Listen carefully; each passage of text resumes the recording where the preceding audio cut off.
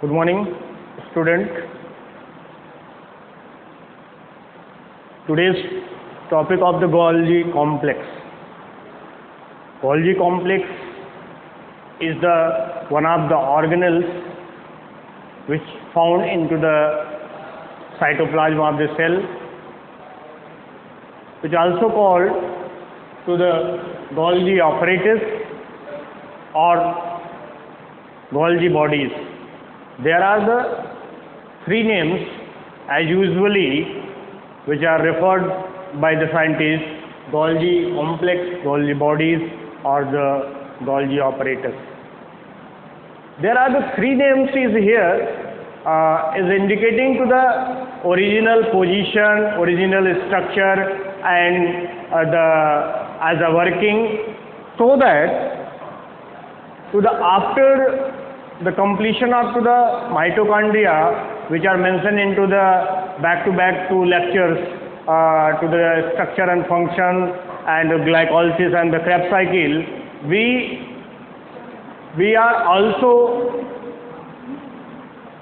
start to the Golgi complex is one of the organelles. And this is also very important because this is participate into the secretory in nature, and that have to the also called to the trafficking police of the cell.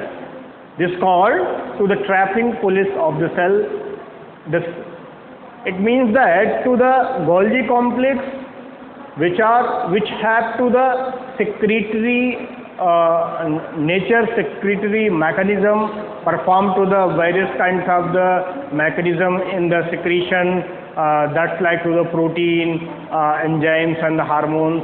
And as usual, we can say that about to the in the cell, that is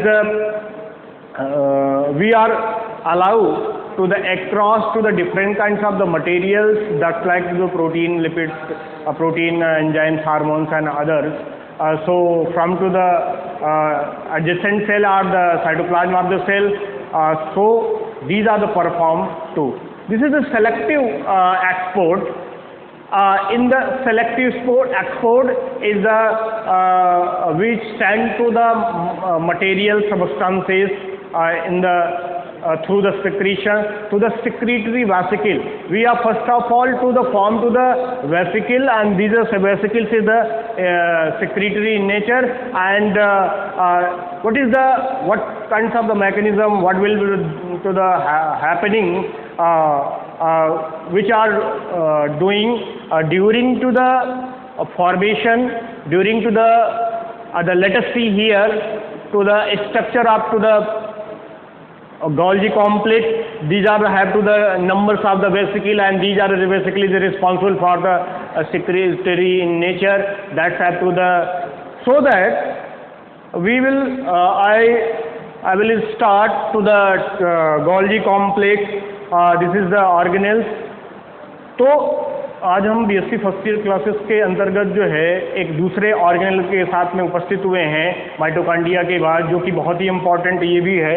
जितने भी organelles होते हैं वो अपने function के कारण important तो होते ही हैं, लेकिन कुछ का स्पेशल फंक्शनिंग होता है। Mitochondria power of the cell कहा जाता है, इसको trafficking police of the cell कहा जाता है, क्योंकि जितने भी सेक्रेटरी नेचर होते हैं जो कि वेसिकल्स के रूप में बाहर एडजेसेंट सेल में जाना है या फिर सेल के बाहर निकलना है या बाहर अंदर, तो उसको जो है ये सेलेक्टिवली इन नेचर में सेलेक्ट करता है और उसको फिर से सेंड करता है। तो मतलब जहाँ पे जाना है, किधर जाना है, किस पाथ से जाना है ना, various kinds of the path which are recommended और promotes by to the Golgi complex is the organelle which on the basis of this called to the trafficking police of the cell. These are the regulate to the path along with there are some kinds of the substances which are have. तो इस प्रकार से Golgi complex जो होता है एक organelles है cell का, और ये माइटोकॉन्ड्रिया की तरह जो है सेल के साइटोप्लाज्म में पाया जाता है, न्यूक्लियस के बहुत पास होता है, और मैंने जैसा पहले भी बोला सेक्रेटरी इन नेचर है। तो सबसे समझ लेते हैं, सबसे पहले थोड़ा सा इसके हिस्टोरिकल बैकग्राउंड के पीछे चलते हैं। तो सबसे पहले इसका लोकेशन मैंने पहले भी बता दिया, ये कैसा होता है। This is the cup like structure. The Golgi complex is the cup-shaped organelles which is located near the nucleus in many types of the cell. The many types of the cell is the plant and the animal. Plant and animals which are have to the cup-like extensions, cup-like cavities, which are forming to the particular unit, and that unit is called to the cisternae, which means that the cisternae is the unit of the formation of the Golgi complex, or the unit of the Golgi complex, and that's found into the near of the nucleus. तो ये cup की तरह पाया जाने वाला एक extension से बनने वाला एक ऑर्गेनेल्स है, जो कि इस तरीके से दिखता है। जैसा मैंने बताया कि ये जो है सेल न्यूक्लियस के बहुत ही आसपास पाया जाता है, और इंडो मेम्ब्रेन सिस्टम का भाग भी होता है। हम अभी आगे बताएंगे क्या है इंडो मेम्ब्रेन सिस्टम। तो इसका स्ट्रक्चर हमने कहा कि कप शेप्ड है। तो कप शेप्ड कैसा होता है, देखिए ये इस प्रकार से इसका एज है, ये मिडिल फेज है। तो एज पे जाके ये क्या हुई है, एक्सटेंशन बनाई है, कप लाइक स्ट्रक्चर बनाई है। तो कप लाइक स्ट्रक्चर होने के कारण दोनों तरफ एज पे देखें, both are the sides which are add to the cup like extensions, cup shaped structures. तो ये कप शेप्ड स्ट्रक्चर जो कि फ्लैटेंड होता है, सैक लाइक होता है, उसको सिस्टर्नी बोलते हैं। और ये सिस्टर्नी क्या होती है, इसकी यूनिट होती है। तो ये सिस्टर्नी के आधार पे ही इसका फॉर्मेशन होता है, और फॉर्मेशन स्ट्रक्चर देखने के आधार पे हम ये कह सकते हैं कि this is the flattened and sac like structure which are have to the cup like extensions, and these cup like extension which have to the secretory in nature, and different kind of the substances which are goes outside of the cell through the traffic mechanism, just like to the which we are going into the road, on the road, which are the policemen which are present into the in the area, and that is the directed to the whose kinds of the water, which kinds of the bicycle and motor which are goes to the side. So that type as the same mechanism which are performed by to the Golgi complex in the cell. The different numbers of the substances which are goes down to the which kinds of the which sides that is maintained by to the Golgi complex. तो हम सबसे पहले थोड़ा सा इसके structure के बारे में, इसकी हिस्ट्री के बारे में समझते हैं। गोल्गी कॉम्प्लेक्स, जैसा मैंने बोला कि 3 नाम है इसके, इसको हम पहले से थोड़ा क्लियर कर देते हैं। गोल्गी कॉम्प्लेक्स बोलते हैं इसको, मैंने कहा कि गोल्गी ऑपरेटस भी बोला जाता है, ऑपरेटस भी बोलते हैं, या फिर और करके गोल्गी बॉडी भी बोला जाता है। दिस इज तो ये तीनों का अपना मतलब है। This is the complex structure, that is a cup like extensions, cisternae which are communicated, associated together and form to the complex one structure with the formation of with the joining to the vesicles, and that is the forming phase, and to the secretory into the maturing phase. So that is called to the Golgi complex. Golgi apparatus, that is a family। यहाँ पे हम आपको बता दें, Golgi इसका नाम इसलिए पड़ा है कि कैमिलो गोल्गी ने 1898 ईस्वी में इसको internal reticular network nerve cell, owl के बार्न आउल के नर्व सेल, जो नर्व सिस्टम होता है उसमें जो उसकी यूनिट होती है न्यूरॉन्स, उसको जब उसको सर्च कर रहे थे तो वहाँ पे उन्होंने एक इंटरनल रेटिकुलर स्ट्रक्चर देखा, तो उसी के आधार पे इसका नाम गोल्गी पड़ा। और कॉम्प्लेक्सिटी क्यों आई, या फिर इसको ऑपरेटस क्यों बोलते हैं, या फिर इसको रेटिकुलर क्यों बोलते हैं, उसका एस्पेक्ट उसका वो हम देखते हैं। ही कॉल्ड दिस स्ट्रक्चर ऑपरेटो रेटिकुलरी इंटरनो। This is the Italian word, this is the Latin word ऑपरेटो रेटिकुलरी इंटरनो, which means internal reticular structure. This is the internal. Apparatus, reticulary, reticular, interno is the internal. Internal reticular structure, मतलब कि ये जो गोल्गी ऑपरेटस का मतलब है कि यहाँ पे ये इंटरनल रेटिकुलर ऑपरेटस की तरह एक रेगुलर स्ट्रक्चर बनाया है, रेटिकुलर स्ट्रक्चर बनाया है इंटरनल जो सेल है, तो सेल के अंदर एक इंटरनल रेटिकुलर स्ट्रक्चर दिखाई पड़ता था, उसके कारण इसको गोल्गी ऑपरेटस नाम दिया गया।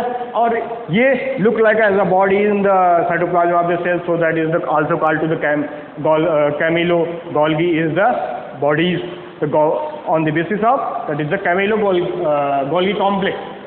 अब यहाँ पे हम थोड़ा सा केमिकल कंपोजिशन और इसके स्ट्रक्चर पे जाएं तो आप देखेंगे कि इसका मैंने क्या बोला, सिस्टर्नी यूनिट है और कप लाइक एक्सटेंशन के कारण एक दूसरे से जुड़ते हुए ये इस प्रकार का एक स्ट्रक्चर बनाता है। और उस स्ट्रक्चर को जो है इसको डिक्टियोसोम बोलते हैं। हम आपको बता देना चाहते हैं कि जो प्लांट होता है उसमें ज़्यादातर इसको डिक्टियोसोम बोला जाता है। Soma is the body, dictyo is the reticular bodies which are present inside the cell due to the presence of the network like structure is communicated to each other, and that is present into the cytoplasm of the cell, that's called to the dictyosome. तो मतलब ये एक unit है। अगर हम कहें कि cisterna is unit और दो चार जब सिस्टर्ना मिल जाते हैं तो उसको डिक्टियोसोम बोलते हैं, और यही एक दूसरे से जुड़ा हुआ रेटिकुलर जो स्ट्रक्चर है, इसलिए इसको डिक्टियोसोम बोला जाता है। तो ये तो था थोड़ा सा एस्पेक्ट था कि गोल्गी कॉम्प्लेक्स का क्या स्ट्रक्चर होता है, लोकेशन क्या होता है, किसने खोज हुई है, क्या इसको पर्टिकुलर नाम दिया गया। एक बात और समझ लेते हैं कि ये जो बेकर एक साइंटिस्ट थे, उन्होंने कहा कि इसमें सबसे ज़्यादा लिपिड कंटेंट पाया जाता है, इसलिए इसको लाइपोकांड्रिया भी बोला जाता है। क्यों बोला जाता है lipochondria? Due to the presence of the lipid content that is called to the dictyo, that is called to the lipochondria. देखिए यहाँ पे lipochondria, chondria is the granule and lipid granule, मतलब जो इसका स्ट्रक्चर है वो ऐसा दिखाई पड़ेगा जैसे just look like as to the lipid molecules. तो इसमें लिपिड कंटेंट ज़्यादा होने के कारण इसको जो है लाइपोकांड्रिया बोला जाता है। तो ये तो था डिस्क्रिप्टिव एस्पेक्ट था, एक हमने बताया। अब हम इसके स्ट्रक्चर के हिसाब से चलते हैं और फिर उसके फंक्शन को देखते हैं। स्ट्रक्चर में क्या बोला जाता है, देखिए स्ट्रक्चर क्या है। ये इस प्रकार का ग्राफिक्स के माध्यम से मैंने जो डायग्राम बनाया है उसके माध्यम से हम आपको समझाने का प्रयास करेंगे। Just try to understand about to the what is the structure of to the Golgi complex, why are called to the reticular और नेटवर्क और to the cup like extension and to the where are the maturing and to the forming phase and this is the its to the secretory in nature. तो क्या होता है, तो देखिए आज इसमें देखिए मैंने पहले भी बताया, देखिए ये इस प्रकार का लगातार बैक टू बैक या फिर एक के बाद एक जो है एक्सटेंशन और सैक लाइक स्ट्रक्चर है। देखिए ये एज पर कैसा है, राउंडेड है, कप शेप्ड है, और बीच में क्या है, फ्लैटेंड है, और फ्लैटेंड होने के बाद फिर इस पे कप लाइक स्ट्रक्चर है। तो देखिए लगातार इस शेप में ये लगातार बनता चला जाता है, लगातार बनता चला जाता है। और तो एक को यहाँ पे सिस्टर्नी बोल देते हैं। जैसे मैंने कहा कि जब इसकी संख्या बढ़ती है तो ये नेटवर्क लाइक हो जाता है, तो इसलिए इसको डिक्टियोसोम भी बोलते हैं।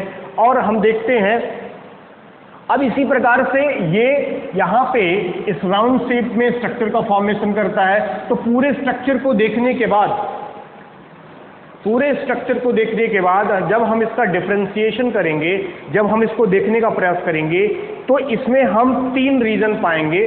सबसे पहले रीजन को समझते हैं। देखिए सबसे निचले रीजन को ट्रांसफेस और फॉर्मिंग फेस बोलते हैं। बीच वाला पार्ट जहाँ से ये वेसिकल्स का फॉर्मेशन होता है, उसके बीच वाले पार्ट को मेडियल पार्ट या मेडियल रीजन बोलते हैं। और सबसे ऊपर वाले जहाँ से सिक्रेटरी वेसिकल्स निकल रही हैं इस बॉडी पार्ट से, उसको सिस्ट फेस और मैच्योरिंग फेस बोलते हैं। इसका क्या मतलब होता है, जैसा मैंने कहा यहाँ पे हम आपको बता देना चाहते हैं, just want to that about to the Golgi complex is the part up to the endomembrane system, cytovascular system, vacuolar system. एक इंडोमेम्ब्रेन सिस्टम होता है और इंडोमेम्ब्रेन सिस्टम का जो फॉर्मेशन होता है हम थोड़ा सा आपको बताना चाहेंगे। अगर हम ये मान लेते हैं एक सेल है, सेल के अंतर्गत न्यूक्लियस होता है और न्यूक्लियस के बाद जो है इससे जुड़ी हुई इंडोप्लाज्मिक रेटिकुलम होती है। तो इस रेटिकुलम के बाद यहाँ पे गोल्जी बॉडीज होती हैं।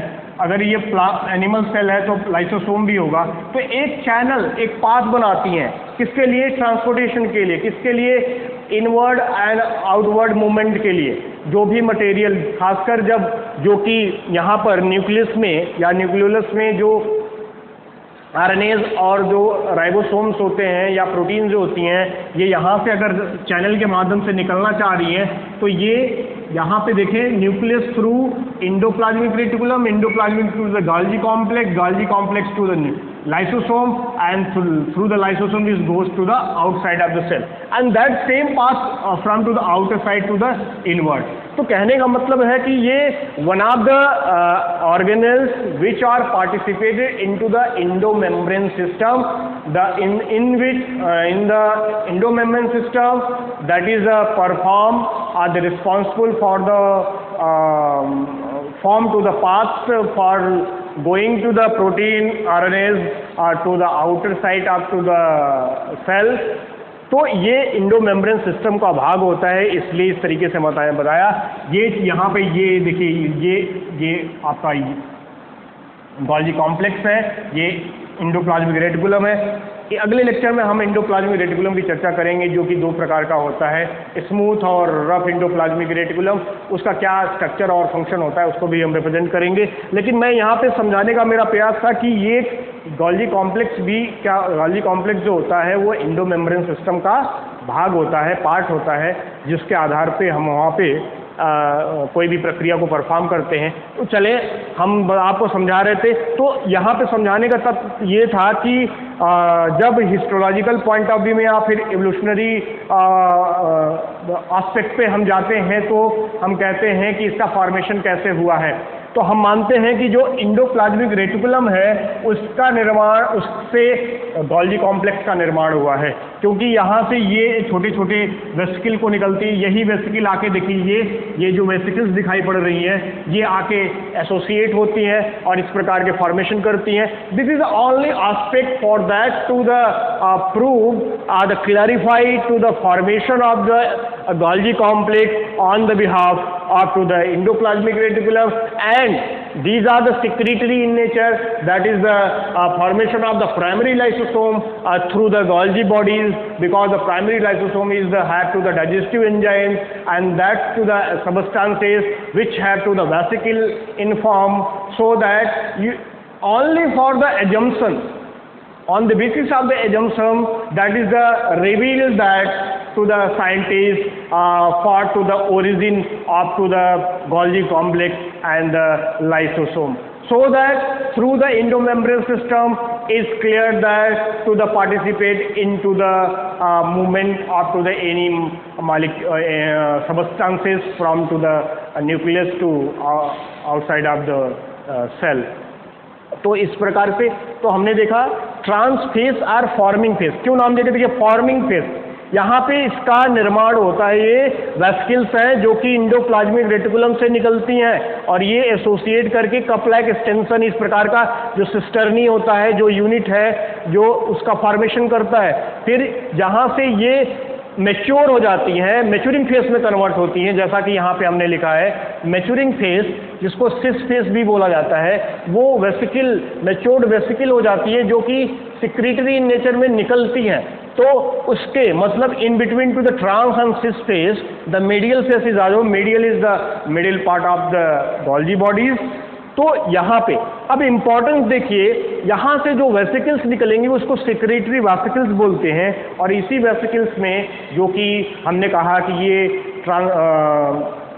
Trafficking police of the cell बोला जाता है, वहाँ से उन सब्सटेंसेस को भेजा जाता है, ले जाया जाता है, उसके माध्यम से हम देखते हैं। तो स्ट्रक्चर के आधार पे आप समझ सकते हैं कि ये इसको सिस्टर्नी क्यों बोला जाता है, फ्लैटेंड क्यों बोला जाता है, कप लाइक क्यों बोला जाता है, इसके सिस और फॉर्मिंग फेस क्यों होते हैं। तो इस हिसाब से आपने समझा होगा कि यहाँ से जो मटेरियल्स निकलेंगे वो सेलेक्टिवली होंगे और सेलेक्टिव एक्सपोर्ट होंगे, और हम आपको इस प्रकार से रिप्रेजेंटेशन कर रहे हैं। तो अब आपने इस स्ट्रक्चर को देखने के बाद ये समझा होगा कि इसका क्या फंक्शन हो सकता है। जैसा मैंने शुरुआत में भी बोला कि ये सेक्रेटरी इन नेचर है, सेक्रीट करता है बहुत सारे सबस्टांसेस को, इसको बोला ही जाता है कि it is participating to the secretory activity of the cell. ये सेल के सेक्रेटरी एक्टिविटी में ही पार्टिसिपेट करता है, वही काम करता है। तो behalf of the secretory nature that's called to the trafficking police of the cell. तो देखें, तो अब हम उसको चलते हैं, फंक्शन पर देखते हैं, अलग अलग इसके फंक्शन है, कुछ महत्वपूर्ण फंक्शन है, उसको देख लेते हैं। तो फंक्शन के आधार पे क्या होता है, Golgi complex facilitate the linking of carbohydrate and proteins in the formation of the glycoproteins और द पेप्टाइडोग्लाइकेन। क्या मतलब है इसका कि द गोल्जी कॉम्प्लेक्स फैसिलेशन करता है, फैसिलेट करेगा किसके लिए, linking of the carbohydrate and protein, carbohydrate और प्रोटीन के लिंकिंग एसोसिएशन के लिए एक रोल प्ले करेगा, और रोल प्ले करेगा किसके, क्या, in the formation of the glycoprotein. दोनों का फैक्सिलेशन हुआ, दोनों की लिंकिंग के लिए फैक्सिलेशन हुआ, किसका, कार्बोहाइड्रेट और प्रोटीन का, और क्या बना दिया उन्होंने, glycoprotein. Glyco is the carbohydrate, glucose, and the protein is the protein. It is also called to the peptidoglycan. In the another name, peptido is referred to the protein, and the glycan is the glucose. So that to the first function is that, पहला function ये हुआ कि ये जो है carbohydrate और protein को link करके ग्लाइकोप्रोटीन का फॉर्मेशन करता है या पेप्टाइडोग्लाइकेन का फॉर्मेशन करता है और उसको फैक्सिलेट करता है। कौन, गोल्जी कॉम्प्लेक्स। सेकंड देखते हैं, it is associated with the secretory activity of the cell. इसीलिए मैंने पहले बोला कि चूंकि ये क्या है, वेसिकल को निकालता रहता है, वेसिकल सेल में एज अ ऑर्गेनेल्स है, तो सेल से बाहर या सेल के अंदर जहाँ पर भी जिस चीज़ की भी ज़रूरत होगी वो उस वहाँ से इस वेसिकल्स के फॉर्म में अपने से निकालेगा, उस सबस्टांस को कंटेन करेगा, उस मटेरियल, प्रोटीन, लिपिड या एंजाइम, हार्मोन, जिस चीज़ की भी ज़रूरत होगी उस वेसिकल के माध्यम से, उस चैनल के माध्यम से वो वहाँ से सेल में से बाहर या फिर सेल के अंदर जहाँ पे ज़रूरत है वहाँ पे रिलीज कर देगा। तो इसीलिए इसको बोला जाता है it is mainly associated with the secretory activity of the cell. मतलब ये मेनली जो इसका एसोसिएशन है वो सेल के सिक्रीटरी, स्रावित होने वाली जितनी भी सबस्टांसेस है, प्रक्रियाएं हैं, उसमें ये पार्टिसिपेट करता है, उसमें भाग लेता है। तो दो प्रक्रियाओं से आपने समझ लिया होगा। चलें हम तीसरे में चलते हैं, the accurate shortening of the proteins, the accurate shortening of the protein for the selective export is one of the major function of the Golgi complex. Golgi complex which are have to the major function for the sorting of the protein for selective export. ये selective export करेगा। जैसे export क्या होता है, export और import दो शब्द होते हैं, आयात करना और निर्यात करना।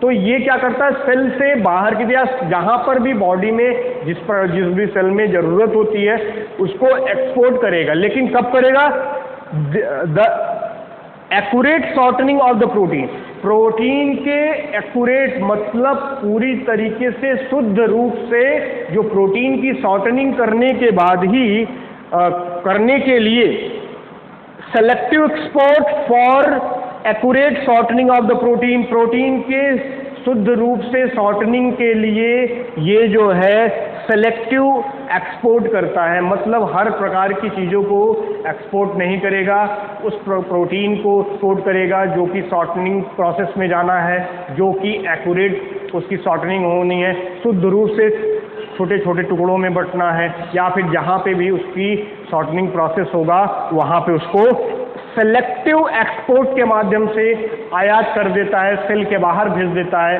या फिर जहाँ पे रिकमेंडेशन, जहाँ पे डिमांड होती है वहाँ पे भेज देगा। तो ये यहाँ पे प्रोटीन के शॉर्टनिंग के लिए जो एक्सपोर्टेशन है, एक्सपोर्ट है, वो सेलेक्टिव एक्सपोर्ट है, उसमें भी भाग ले रहा है, उसमें भी क्या कहते हैं, पार्टिसिपेट कर रहा है। नेक्स्ट चलते हैं, formation of cell plate and cell wall. अब ये देखिए महत्वपूर्ण होने जा रहे हैं, इस बात में कुछ समझना पड़ेगा क्योंकि ये सेल की फिजियोलॉजी से संबंधित है। अब थोड़ा सा समझते हैं। it is participate or the help in formation of cell plate and cell wall। अब आपको समझना पड़ेगा what about to the cell and when the cell are the found, cell is the form,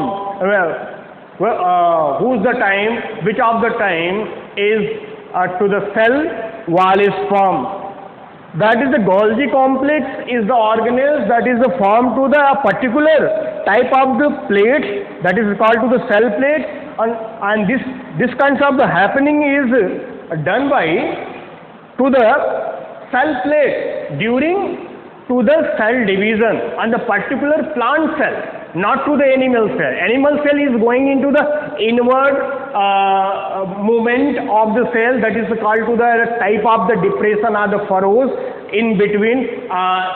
For the convenient study, we are just look at here. Let us see what happening is going on during to the plant cell and animal cell. This is the cell.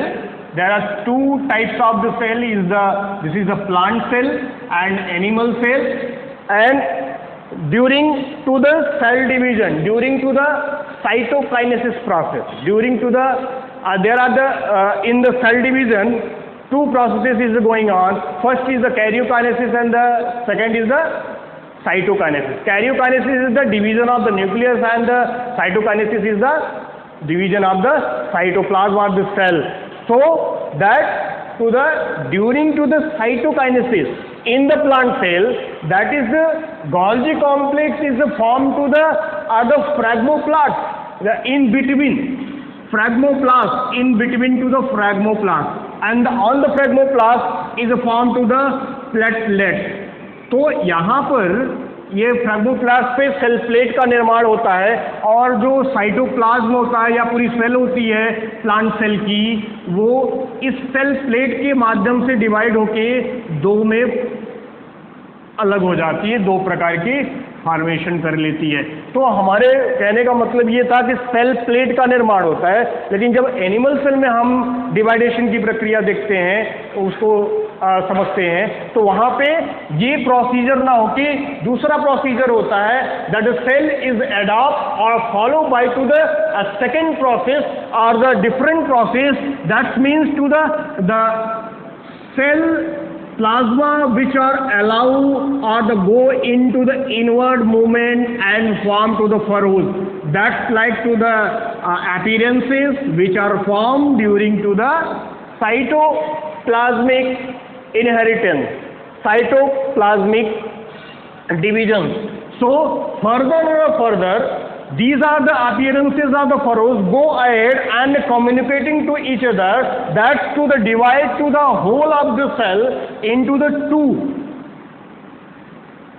तो यहाँ पे आपने क्या देखा कि during जब हम plant cell में देखते हैं तो सेल प्लेट का फॉर्मेशन होता है, और सेल प्लेट गोल्जी फॉर्मेशन के माध्यम से बनती है, मतलब कि प्लांट सेल में इसका रोल और भी है, जबकि एनिमल सेल में इसके इनवर्ड मूवमेंट से जब हम एम्ब्रियोलॉजिकल प्रोसेस में जाते हैं वहाँ पे upward, inward, involution, convolution, conversion, ये इन सारी प्रक्रियाओं में सेल के डिवीजन, एम्ब्रियोलॉजी में जो भी सेल एक सेल जो जाइगोट होता है वो डिवीजन में जाके पर्टिकुलर टाइप के करोड़ों सेल का फॉर्मेशन कर देता है, और यूं कहें which are form to the particular multicellular organism, that means to the plant animal, so that these are going in to the inversion, involution, conversion. तो यहाँ पे इस प्रकार से ये इनवर्ट मूवमेंट में जाके सेल का फॉर्मेशन कर देता है। तो आपने यहाँ पे क्लियर समझा होगा कि formation of the cell plate through the Golgi complex is the one of the major function in the plant cell during to the cytokinesis process when the cell is divided into two daughter cell। तो आपने cell plate को देखा। अब उसी प्रकार से ये cell wall को भी फॉर्म करता है, सेल वॉल को भी बनाएगा। Cell wall is the peculiar feature of the plant cell. The cell wall is found into the plant and the bacterial cell. This is the distinct feature. This is the different feature in comparison to the animal cell. Animal cell में cell wall नहीं पाया जाता। Plant cell का एक remarkable feature होता है या फिर बेस होता है जिसके आधार पर उसको डिवाइड किया जाता है एनिमल सेल से। तो सेल वॉल का भी फॉर्मेशन गोल्जी कॉम्प्लेक्स करती है, और गोल्जी जो सेल होता है उसके प्लाज्मा मेम्ब्रेन के ऊपर, जैसे कि ये बोला जाता है कि cell wall is the form by the Golgi complex. तो सेल वॉल का फॉर्मेशन जो प्लांट में और जो बैक्टीरियल सेल में होता है, तो खासकर हम यहाँ पे इंडिकेट करेंगे यूकैरियोटिक सेल। जो प्लांट सेल होता है वो सेलुलोज का बना होता है, और ये जो गोल्जी कॉम्प्लेक्स है उस सेल वॉल को बनाती है। Cell wall, primary cell wall, secondary cell wall और middle lamella, there are the three types of the portion which combine together and form to the particular layer is called to the cell wall in plant cell, which are covered by the plasma membrane, is protected to the cell, and which are have to the nutrient material as well. So आपने इस function के आधार पे formation of the cell plate and cell wall को आपने समझा। अब हम अगले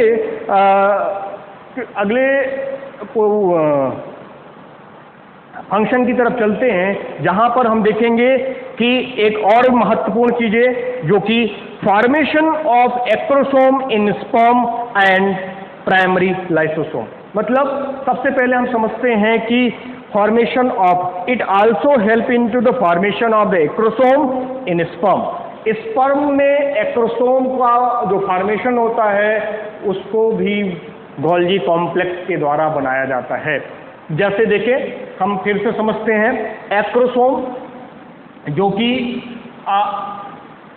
आपने समझा होगा कभी, जबकि आपने इंटरमीडिएट की क्लासेस में हमेशा पढ़ा होगा, जब हम एम्ब्रियोलॉजी की बात करते हैं, बार बार गैमेटोजेनेसिस की बात करते हैं, तो उसमें स्पर्मेटोजेनेसिस और oogenesis की प्रक्रिया आती है।